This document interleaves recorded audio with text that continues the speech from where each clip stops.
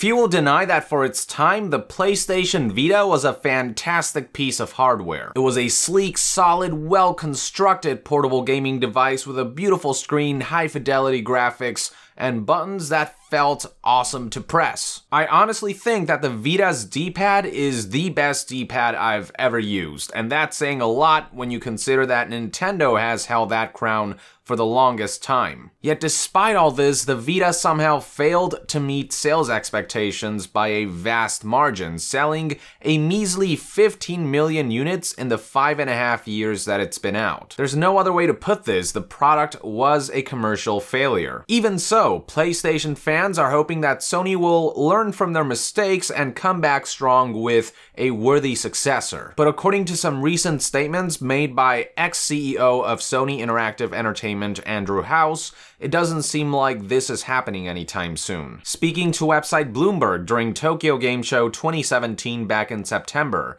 House had the following to say about the prospect of a new portable PlayStation or a competitor to the Nintendo Switch. The Nintendo device is a hybrid device, and that's a different approach and strategy. We have not seen that as being a huge market opportunity. The Vita experience was that outside of Japan and Asia, there was not a huge demand. The lifestyle shift towards the dominance of smartphones as the single key device that is always with you was the determining factor. The article proceeded to point out that, quote, House is essentially betting that smartphones are well on their way to become the main portable gaming platform for most people. That's why Sony last year established its own studio to create mobile games. The unit, called Forward Works, is doing fantastic, House said, unquote. The article finally concluded by pointing out that House hasn't seen any signs of the Switch having an impact on Sony's sales of content or hardware. House said, that draws me to the conclusion that they've really been additive to the business in the last year or so. The folks at Nintendo have their strategy, and that's great. We remain focused around a highly connected gaming experience and also coupled with having a great range of other entertainment experiences so you can reach multiple people on the big screen in the household.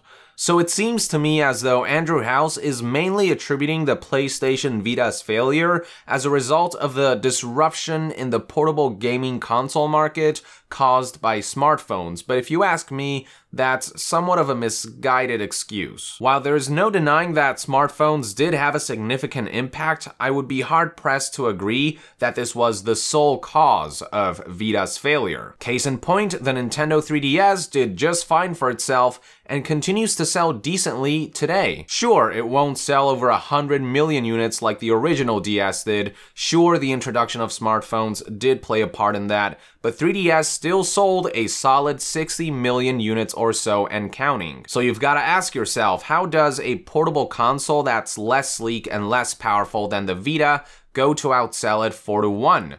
The answer is simple, I think. It's software and games. Despite a rough start, the 3DS was eventually fueled by a constant stream of fantastic exclusive titles that you can't play anywhere else, not even on smartphones. Even when the going was tough, Nintendo never gave up on the platform and continued supporting it to the very end with their unique brand of console seller first-party titles. On the other hand, if you look at the Vita, it's the complete opposite story. I'm genuinely struggling to think of any console seller games for it. Maybe Persona 4 Golden and Gravity Rush, but even then, the former was an expanded port, while the latter only sold decently and appealed to a relatively niche crowd. And then you've got more mainstream titles like Uncharted Golden Abyss and Killzone Mercenary, which were an impressive technical showcase, but not the best games of their respective franchise either. So yeah, with an unfortunate lack of first-party support and a lack of compelling first-party exclusives, sales eventually began to decline, third-party support began to wane, and instead of putting an effort on fueling the console with high-quality games, Sony decided to give up and abandon ship, leading to Vita's eventual downfall. And since the Vita failed, it looks like Sony's also giving up and abandoning ship on dedicated portable game consoles altogether, which is a shame. They've already proven that they know how to make awesome portable console hardware, so it's just a matter of them being dedicated enough to fuel that hardware with the necessary software to keep the momentum going. It's not all doom and gloom though. There might be a small glimmer of hope for a next-gen PlayStation Portable. It's important to keep in mind that all these statements about the limited potential of portable game consoles for Sony were made by Andrew House, who stepped down as CEO as recently as October 3rd, 2017. He has since been replaced by Tsuyoshi Kodaira, and there is no telling what direction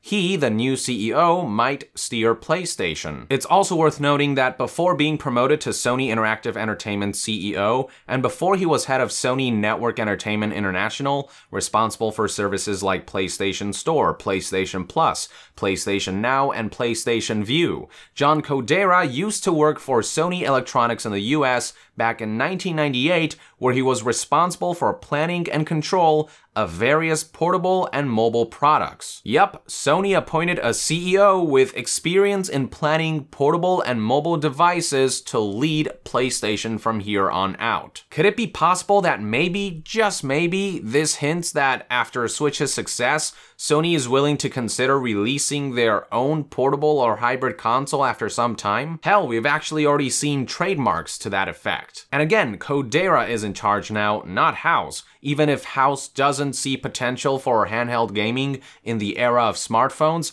maybe Kodaira does, and maybe he has plans on that front. Now, obviously, this is all my own speculation based on Kodaira's background. It could mean nothing. It's honestly more likely that Sony will continue to focus on PlayStation home consoles and mobile games while abandoning ship on dedicated portable game consoles. It makes sense from a financial standpoint when you consider the risks involved after Vita's failure. But if something like Nintendo Switch can prove Andrew House wrong on the notion that there is no place for portable gaming devices anymore due to the emergence of smartphones, it's plausible that they will consider giving portable gaming another chance. And when that happens, Kodaira's experience with planning for portable and mobile devices is bound to come in handy, wouldn't you say? But again, all rumors and speculation on my part. All we can do for now is wait and see what happens. What are your thoughts on the matter? Do you think Sony has completely resigned on dedicated portable game consoles, or do you expect them to reconsider in the near future?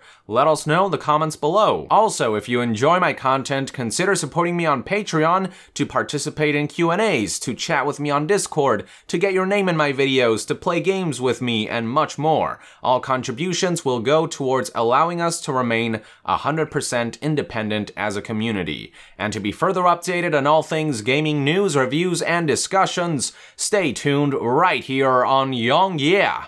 I'll see you guys next time. Yong out.